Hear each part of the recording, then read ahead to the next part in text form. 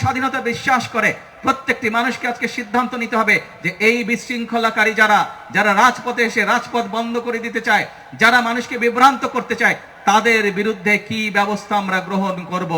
এইটি আজকে বাংলাদেশের মানুষকে সিদ্ধান্ত নিতে হবে। আর বাংলাদেশের মানুষের ভাগ্য নিয়ে ছিনিমিনি খেলতে দেওয়া যাবে না, দেশের ভাগ্য নিয়ে আর ছিনিমিনি খেলতে দেওয়া যাবে না।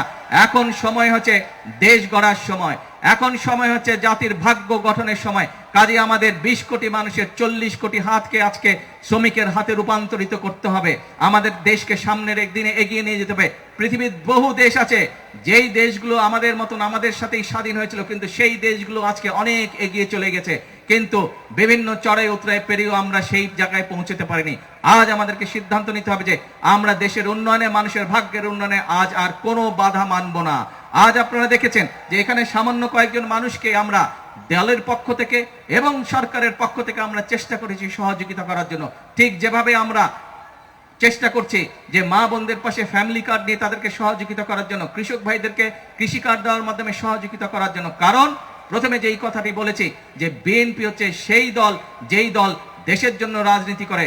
বিএনপি হচ্ছে সেই দল যেই দল দেশের মানুষের জন্য রাজনীতি করে। কারণ সকল সময় বিএনপির প্রত্যেকটি নেতাকর্মী একটি কথা বলে থাকে যে আমাদের সকল রাজনৈতিক ক্ষমতার উৎস হচ্ছে বাংলাদেশের জনগণ। কাজেই জনগণের সমর্থন যেহেতু বিএনপির পক্ষে আছে, জনগণ যেহেতু বিএনপিকে সমর্থন দিয়েছে, জনগণ যেহেতু বিএনপির 31 দফাকে রায় দিয়েছে, সেই 31 দফার বাস্তবায়ন করাই হচ্ছে এখন আমাদের মূল পবিত্র দায়িত্ব। কারণ জনগণ যখন 31 দফার পক্ষে রায় দিয়ে দিয়েছে, এটি আর তখন 31 দফা বিএনপির নয়, এই 31 দফা হচ্ছে জনগণের দফা। কাজে জনগণের দফা পূরণ করার জন্য, জনগণের দফা বাস্তবায়ন করার জন্য বিএনপি সকল প্রতিবন্ধকতা মোকাবেলা করে বিএনপি সামনের দিকে দেশকে এগিয়ে নিয়ে যাবে। বিএনপি দেশের মানুষের ভাগ্যের পরিবর্তন, দেশের ভাগ্যের পরিবর্তনের জন্য কাজ করে যাবে। প্রিয় ভাই বোনেরা, আজকে এই অনুষ্ঠানে আসুন আমরা একটি প্রতিজ্ঞা করি, আমরা একটি শপথ গ্রহণ করি যে দেশের উন্নয়নের ক্ষেত্রে, দেশকে সামনে এগিয়ে নিয়ে যাওয়ার ক্ষেত্রে যারা প্রতিবন্ধকতা তৈরি করবে, দেশের মানুষের ভাগ্যের উন্নয়নের পথে যারা প্রতিবন্ধকতা তৈরি করবে, তাদেরকে আমাদের রুখে দাঁড়াতে হবে। আছেন আমার সাথে আপনারা? ইনশাআল্লাহ। প্রিয় ভাই বোনেরা, আর আজকে দেখেছেন এই সরকার চট্টগ্রাম থেকে 2টি গুরুত্বপূর্ণ মন্ত্রণালয়ের দায়িত্ব 2জন গুরুত্বপূর্ণ ব্যক্তির হাতে দিয়েছে। যেহেতু সরকারের চট্টগ্রামের 2জন গুরুত্বপূর্ণ ব্যক্তি রয়েছে, ইনশাআল্লাহ চট্টগ্রামের উন্নয়ন কেউ বাধা দিয়ে রাখতে পারবে না। সমগ্রভাবে সমগ্র চট্টগ্রাম ধীরে ধীরে যে সকল প্রয়োজন উন্নয়নের জন্য প্রত্যেকটি কাজ ইনশাআল্লাহ পর্যায়ক্রমিকভাবে আমরা বাস্তবায়ন করব। প্রিয় ভাই বোনেরা, আসুন আমাদের সামনে লক্ষ্য একটাই, আমাদের সামনে উদ্দেশ্য একটাই, সেটি হচ্ছে দেশের ভাগ্যের পরিবর্তন, দেশের মানুষের ভাগ্যের পরিবর্তন। সেই জন্যই আমরা একটি কথা বলে থাকি, সেই জন্যই আমরা একটি স্লোগান দিয়ে হুজুরকে কথা দিয়েছিলাম যে আমি আসব। কিন্তু নির্বাচনের পরে আপনারা দেখেছেন আমরা যখন আল্লাহর রহমতে সরকার গঠন করেছি, সরকার গঠন করার একদিন পরেই রোজা শুরু হয়েছে। খুব স্বাভাবিকভাবেই ফ্যাসিবাদের মাথা হয়তো পালিয়ে গেছে, কিন্তু ফ্যাসিবাদের তো অনেক কিছু রয়ে গিয়েছিল, এখানে এখনো আছে। এবং স্বাভাবিকভাবে রোজার সময় কেউ কেউ সুযোগ কিছু নেওয়ার চেষ্টা করে, তাদের সেই সুযোগের কারণে সাধারণ মানুষ আবার কষ্ট ভোগ করে, জিনিসপত্রের দাম নিত্য প্রয়োজনীয় যেগুলা।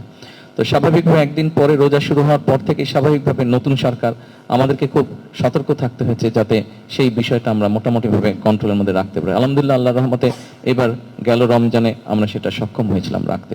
কিন্তু রোজা শেষ হতে না হতেই শুরু হয়ে গেল মধ্যপ্রাচ্যের এই যে ইরানের সাথে যে আমেরিকার যে সমস্যাটা, এটা শুরু হয়ে গেল। ফলে তেল, জ্বালানি সহ বিভিন্ন বিষয়ে পুরো অর্থনীতির উপর একটা চাপ তৈরি হলো।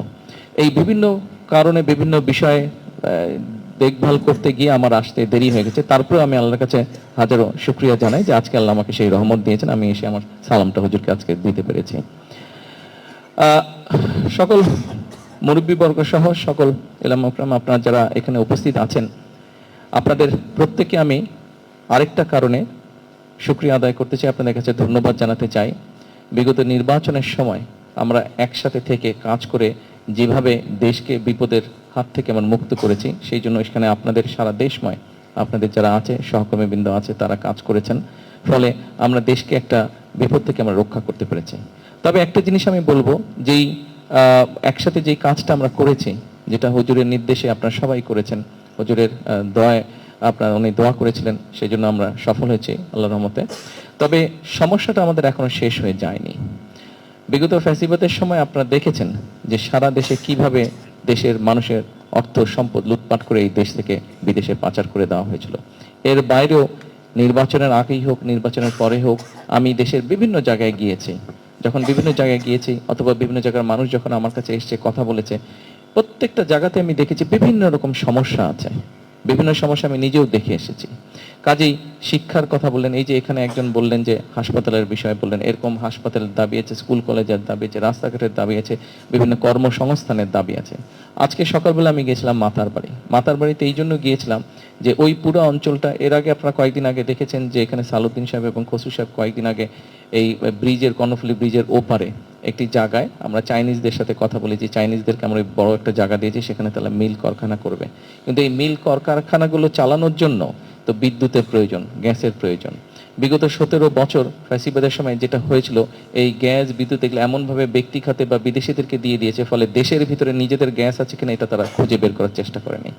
নামটা বলবো না, কিন্তু আপনারা জানেন যে এমনভাবে তারা কাজটা করেছিল যাতে আশপাশের দেশ নিজেরা এখান থেকে কূপ খনন করে গ্যাস নিয়ে যাচ্ছে, দেখা যাচ্ছে হয়তো খোঁজ খবর করলে দেখা যাচ্ছে যে বাংলাদেশ গ্যাসটাই তারা ওই দিক থেকে টেনে নিয়ে চলে যাচ্ছে। কিন্তু বাংলাদেশের নিজস্ব খনি, এই ফ্যাসিবাদের সময় নিজস্ব খনি তারা, এই যে আমাদের যে বাপেক্স আছে, তাদেরকে কোনো কাজ করার সুযোগ দেয়নি, তারা স্কোপই দেয়নি কাজ করার, বিদেশিদের হাতে তুলে দিয়েছে।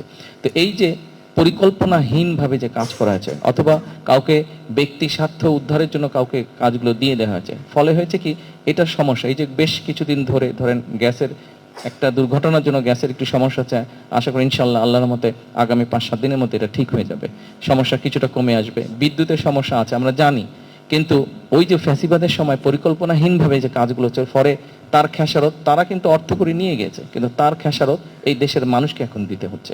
ফলে এই সবগুলো বিষয় একটা পরিকল্পনা গ্রহণ করতে হচ্ছে আমাদেরকে। এখন এই পরিকল্পনাগুলো গ্রহণ করতে গিয়ে যেই বিষয়টা, আরেকটা বিষয় দাঁড়িয়েছে, আমরা আগেও দেখেছি, আমরা 71 সালে দেখেছি, আমরা 86 সালে দেখেছি, আমরা 96 সালে দেখেছি, এই এমনকি বিগত নির্বাচনের সময় আপনারা দেখেছেন যে যাদের বিরুদ্ধে বা যারা দেশটাকে অন্যদিকে নিয়ে যেতে চেয়েছিল, আপনারা এবং আমরা একসাথে যাদের বিরুদ্ধে তো না, প্রতিপক্ষ হিসাবে আমরা নির্বাচনের সময় কাজ করেছিলাম, খেয়াল করে দেখবেন বিগত কয়েকদিন ধরে এরা আবার কতগুলো কথা বিভ্রান্ত ছড়ানোর চেষ্টা করছে, বিশৃঙ্খলা তৈরি করার চেষ্টা করছে তারা।